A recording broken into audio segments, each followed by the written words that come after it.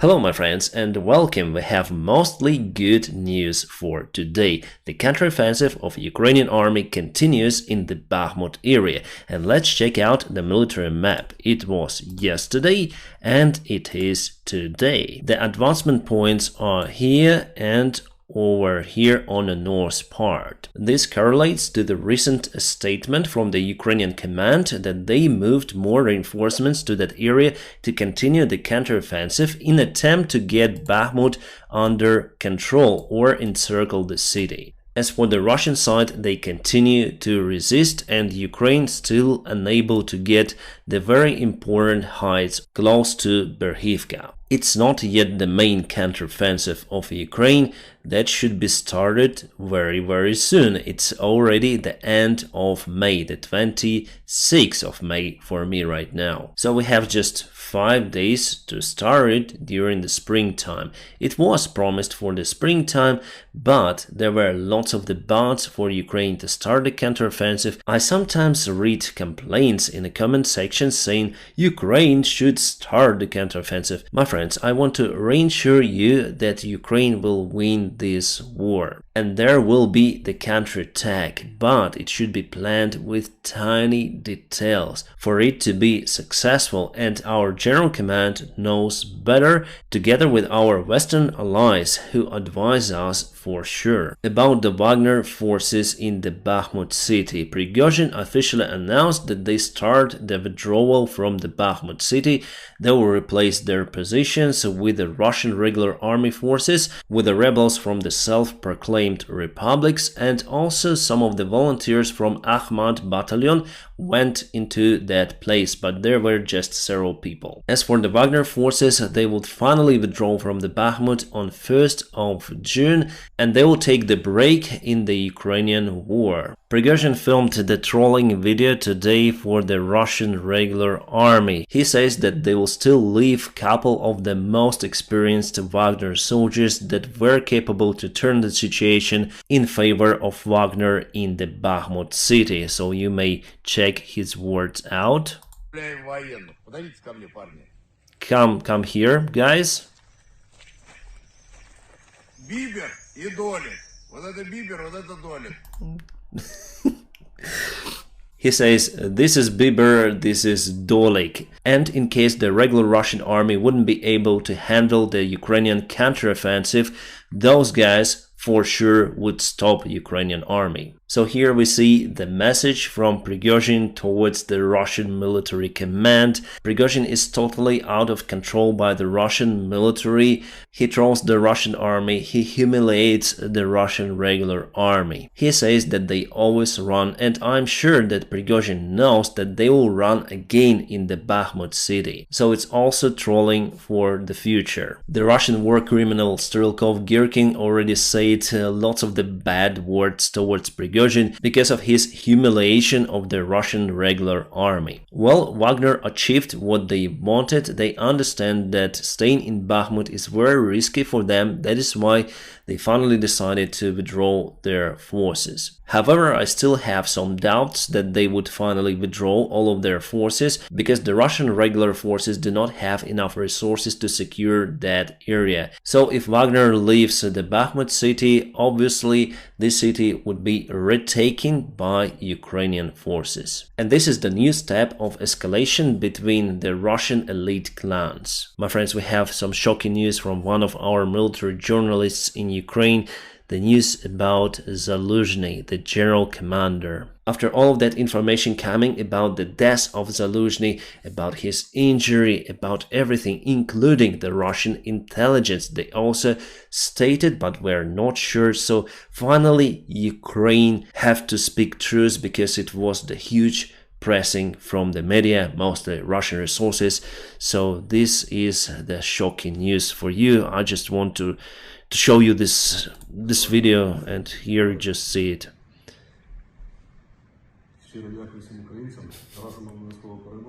So this is the new video because the journalist in the screen, he says this video is recorded on 25th of May. And here we can clearly see the general commander of Ukrainian army. So all of that nonsense that Russian media spread around, Russian Telegram channels, including also the Russian intelligence. Naryshkin himself says that they monitor situation with the house of Zelensky. They say that he was injured because of the Russian rocket attack in Kherson.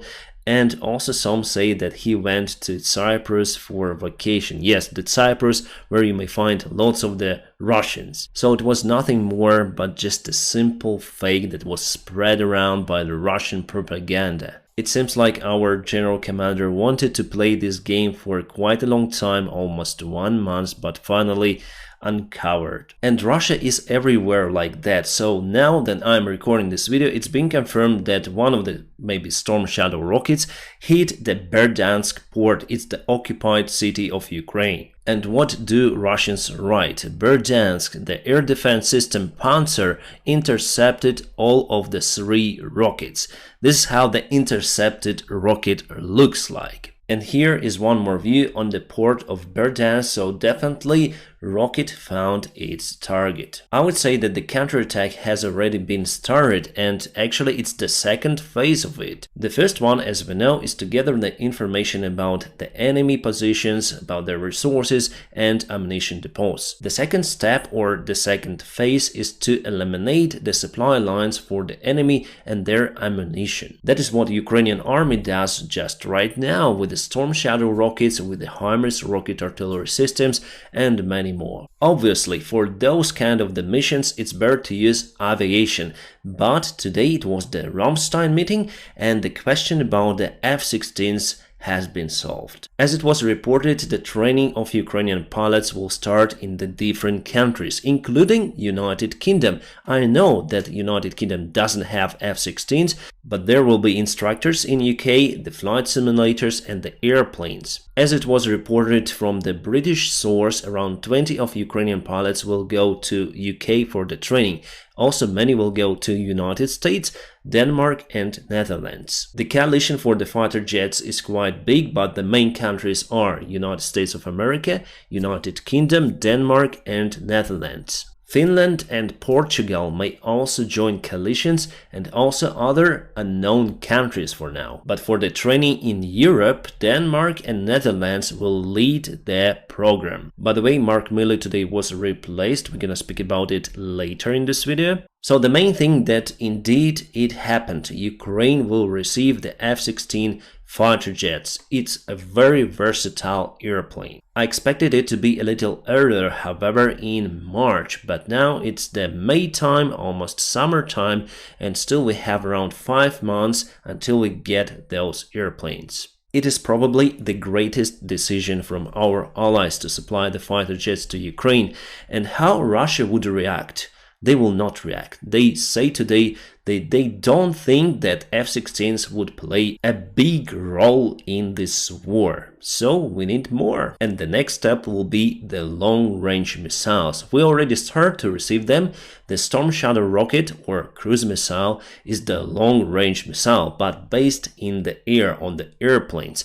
We also need the ground-based long-range missiles as ATACMS. Sweden may also join the coalition supplying their Gripens to Ukraine. Those are a little cheaper compared to F-16s, and some say that it's very easy to fly. But Sweden officials are not yet ready to transfer those jets to Ukraine. But the Swedish Defense Minister Paul Johnson said that they will allow Ukrainian pilots to undergo the basic training on those Gripens. I think that the basic training means the flight simulator training. Well, it's the good start. Probably you know the program Mythbusters on Discovery Channel, where they expose and uncover and bust the legends. Here we'll break the legend. So yesterday Russian propaganda published the video I posted, by the way, on my Telegram channel, so please check out the link in the video description for you to join my Telegram. My friends, I post the news there regularly throughout the day. Today I created around 10 posts. So what are you waiting? Just connect to my Telegram channel to stay in touch. There are no any advertisements, nothing, and we can speak in the chat over there, and you may speak with other people. It's very communicative compared to this platform. Well, anyways, Russia said that it was the drone attack on this ship. The ship name, it's a very strange name, yevgeny.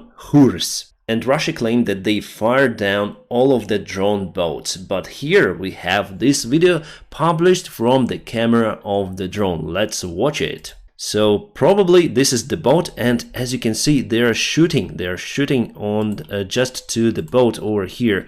There's some traces, especially over here. You may see how bullets are coming to the water, but still the drone went very close to the ship, very close, and signal lost. And clearly it was yevgeny's ship, one of the newest Russian ships actually, and we don't know the destiny of it. Some of the resources say that it was severely damaged. Indeed it was. However, it was damaged to the aft part, we call it karma, and even in case of the damage below the waterline, they may just isolate that part of the ship. It would be much critical for the ship to get the damage over here where the engine is, and also it's in the middle of the ship. Obviously it's the military ship, so you may also isolate the damaged parts. So for the successful mission you need lots of the drone boats, and as we saw from the Russian propaganda media, indeed they fired to other drones, and one of the drones at least was destroyed by the Russian fire. Hopefully in the future we'll see the information about the destiny of the ship. For now it's unknown. And someone made the photo in Sevastopol about some sort of the ship that looks very similar to yevgeny's. It was dated from today, and Russians start to say that the ship is okay, everything is fine, but actually it's not, because it's the other ship. The name of the ship is Project 12700 Alexandrite, which looks the same to yevgeny's, but they have different specifications and specializations. Yevgeny's is the surveillance ship. Plus, as you can see on Alexandrite ship that was spotted today in Sevastopol, they have the special system on the back to put the mines, or to get the mines on board. And on the photo you can clearly see that part. Yes, probably you can see that on the aft part there is this system, so it's not the yevgeny's. Some say that Russia built the huge defense lines on the south. Indeed, those are huge but stupid. Let's see what may happen to the legendary pyramids with the help of the Challenger 2 tank. So here we go. It has the special plug on the front, and it is used to just to go front. So you may see what is happening to those pyramids. Obviously in Russian case they're connected between each other, but I think that the tank is capable to move them forward. As you can see, the tank may dig down into the ground, lowering the silhouette of the construction, and then it may proceed. With this plug it may also create the road just across the trenches. Yes, there will be some bump, but still light armor vehicles would be able to move across the trenches and encircle Russians behind those defense lines. This tank is very powerful. The main problem, I would say, would be the mines out there. But for that we also have the special equipment. Alright, Russia again started to bomb their own cities or villages, like in this case. One more aviation bomb, FAB 500, was found in Kalinino village by locals. A couple of months ago Russia dropped 2 of the aviation bombs just in the central part of Belgorod city. And here it's not very far away. And this is the Rostov-on-Don military airfield. There was the boom in the skies, and probably it was some sort of the drone that was flying in that area. It was the big exchange of the prisoners of war, so Wagners were exchanged for Ukrainians and vice versa. Around 100 people from each side. So as you can see, probably those are Russians and those are Ukrainians. Not sure, so they were exchanged. That's good. Prigozhin here again, he always on the camera. He's like a very popular Russian blogger. So he met with Ukrainian soldiers who were imprisoned during the fight for the Bakhmut city. Before, around 3 weeks ago, Prigozhin said that they will not take the prisoners, but now he is speaking with the prisoners, so everything is good for it. I'm happy that our guys are alive. He asked them not to go and fight again because the second time they will not release them. And after exchange, he met with the Wagner soldiers or Russian soldiers that were released from the Ukrainian prisons. Prigozhin asked them if they were tortured in Ukrainian prisons or humiliated, but all of the soldiers said no, the behavior from the Ukrainian side was respectful, and this is totally destroys the Russian official propaganda. Okay, Charles Brown will take the position of Mark Milley, so he will be the new General Commander of the United States. Charles Brown was the commander of the United States Air Force, and he is the former United States military pilot. I'm out of clue whether it's good change or not, but speaking about the F-16s or other fighter jets that Ukraine will get soon, I think that Charles Brown knows this business. Spain will send 4 more Leopard 2 tanks to Ukraine. Awesome. It's been reported that 2 of the Russian attack airplanes Sukhoi Su-25s were shot down today using the manned pads. Actually, one of the airplanes was shot down in skies, the other one collapsed upon landing because it had damages in the air. There is no video for the first airplane, but the other one landed in Mariupol. And here is the outcome of its landing. Ukraine gets more and more damage of the HIMARS rocket artillery systems and other artillery systems like M777. They actually play a great role from the long distance. It's hard to identify whether it's fake or real. And Russia fires their expensive rockets and artillery that they really need to target those dummies. The Russian Federation and Belarus, or should I call it Belarus, signed the agreement to place the nuclear warheads on the Belarus territory. The self-proclaimed President Lukashenko today stated that initially there will be just the tactical nukes, but later on also the strategic nukes. Belarus will take control over the tactical nuclear weaponry on their territory, but Russia will take control over the strategic nuclear weaponry in Belarus. Interesting, because it violates all the regulations and agreements. Well, the international organizations are quite silent for now. My friends, now press the like to this video, and if you want to support my job, there are some links available in the video description just below. You may also support me on Patreon or just on the sponsorship on this YouTube channel. My friends, thank you so much for your awesome support and your awesome help. I wish you all a peaceful sky wherever you are, and have a great time.